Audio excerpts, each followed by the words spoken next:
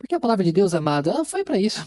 É para nossa reflexão. Afinal de contas, o mistério que esteve oculto durante milênios. Olha, estamos falando de milênios, viu? Pelo menos até nós.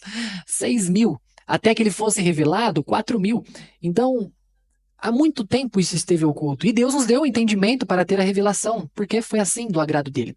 Amados, o que é mais interessante do que a nossa salvação? O que é mais interessante a não ser conhecer a Cristo em toda a sua perfeição? A gente caminha para conhecê-lo, mas nunca vamos chegar em toda a plenitude. Se a sabedoria de Deus, amados, é muito maior do que a sabedoria do ser humano, se a loucura de Deus, né, falando semana passada, retrasada, né, é muito maior do que o maior sábio da terra. Imagina nós querer saber tudo sobre Cristo. É difícil, é dificílimo. Eu diria quase impossível, mas por que eu vou deixar de buscar Ele?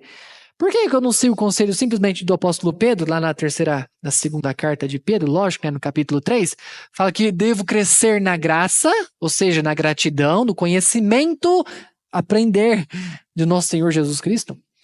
Mas é um conselho simples. Dificilmente conheço alguém, amados, que amou muito isso aqui e deu algo errado em colocar ele em prática. Ah, pastor, mas a pessoa está passando necessidade. Amados, a nossa vida está em outro patamar. A aflição vai chegar, a doença vai chegar, vamos passar dificuldade, vamos, amados, não se iluda. Se você busca Cristo para ter saúde, então está buscando o lado errado.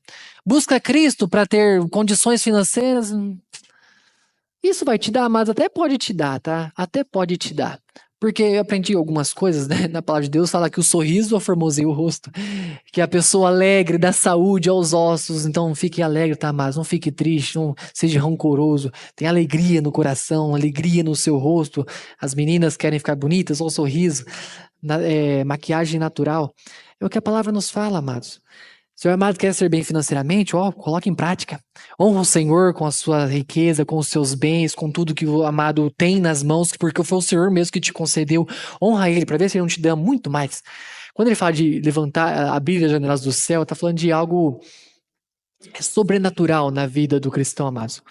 Repreender o devorador, fala de repreender a praga dos campos para que no tempo devido tenha o fruto para ser colhido. É isso que ele faz. Dê o sol no tempo certo, dê a chuva no tempo certo. É isso que ele faz.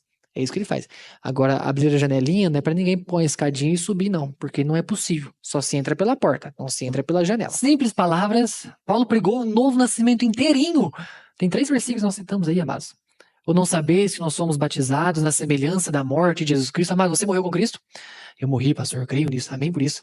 Amado, creio que também foi ressuscitado com Cristo? Eu também creio. Amados, acabou. Isso é leite. Amado, creio que foi justificado através da morte juntamente com Cristo? Pastor, o que é justificação? Amados, nós estávamos condenados. Precisávamos ser justificados do pecado. E aí a morte justifica a pessoa, versículo 7.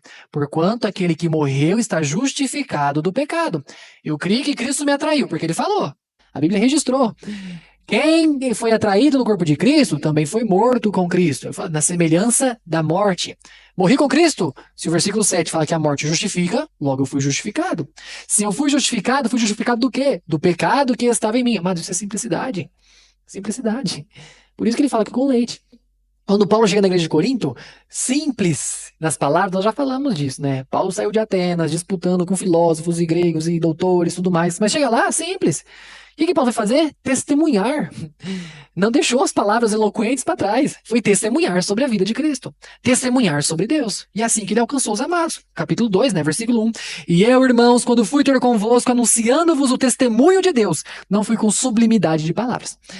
Foi anunciar o testemunho. Mas por que a melhor forma de pregar é testemunho? Porque você vive aquilo que você está falando. Então você testemunha daquilo que você viveu alguma coisa, que você teve essa experiência real. Mas o que nós somos, essa carcaça por fora, ela é primordial para a pregação do evangelho. Como estou me vestindo? Como estou me portando? Como eu estou falando? O que eu estou ouvindo? Onde estou indo? Onde não deixo de ir? Mas é primordial para o testemunho. Primordial. Por isso que santificação é renúncia.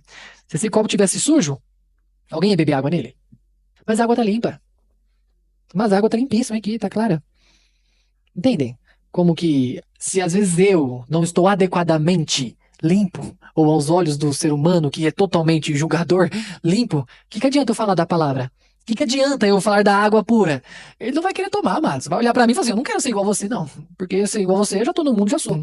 Entende como não tem como eu falar que sou espiritual sem demonstrar que eu sou espiritual? Não há possibilidade de eu vestir uma carcaça espiritual e lá dentro de mim, mas não ter nada de espiritual. Uma hora é manifestado. Como que se conhece a árvore? Pelo fruto que cai dela. Na hora que você vai lá morder um limão, opa, isso aqui é um limoeiro. É impossível ele ser uma manga. Impossível ser um abacateiro. Impossível. Porque o fruto nós vamos conhecer. Agora, mas pode ficar o mais incubado possível. Uma hora sai. Uma hora tem que sair. Porque não há como esconder. Nem que seja diante de Deus, tá, amados? Eu falei no domingo de manhã, né? Chegarão muitos diante de Deus, zambujeiros bravos, disfarçados de oliveira. Deixa eu lá bonitinho aqui, Senhor, sou uma oliveirinha. Eu tô em Cristo, eu tô bonitinho aqui.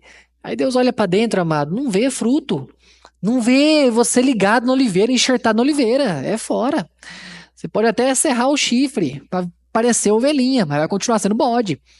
Não há como trocar a natureza sem participar da natureza divina. Não há possibilidade. Existe uma renúncia da vida e morte com Cristo. E aí você desfaz da vida velha. E aí você herda a nova. E aí você realmente deixa de ser bode. E aí você vira ovelhinha. Você deixa de ser o zambujeiro bravo, você vira oliveira, ou pelo menos um ramo, né, da oliveira. A oliveira é Cristo. E aí, agora eu quero crescer. Eu não posso me acostumar com esse nível raso. Cara, aquilo mexe comigo de uma forma. Eu não sei explicar. Mas toda vez que toca no rádio no meu carro, eu fico pensando, realmente, eu não posso me acostumar.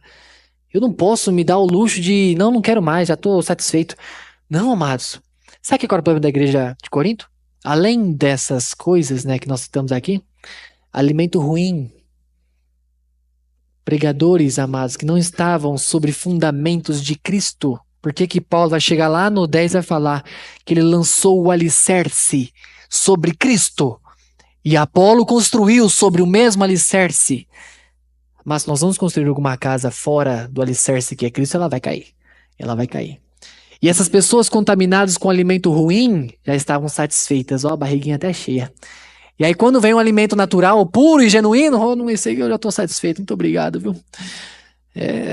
Amados, isso é terrível para nossa vida, é terrível. Se ocupar com as coisas que não nos agregam nada espiritualmente. E aí quando nós voltamos a falar, né? Eu não tenho tempo para ler a Bíblia, eu tô falta de interesse de ler a Bíblia. Porque eu tô fadigado com tanta coisa que essa podridão que é o celular tem me dado. E rede social, e vem Instagram, TikTok, Facebook, e chega à noite você tá, nossa, não aguenta mais nada. E aí a palavra tá lá, sedenta. É o mel, como diz Ezequiel, né? Olha um rolo, come o rolo, Ezequiel. Isso vai ser muito bom para você. A hora vai ser amargo, mas vai fazer muito bem. E aí a pessoa tá, oh, eu não aguento mais. Esse é alimento ruim, amados. É o alimento que nós devemos, opa, sempre afastar.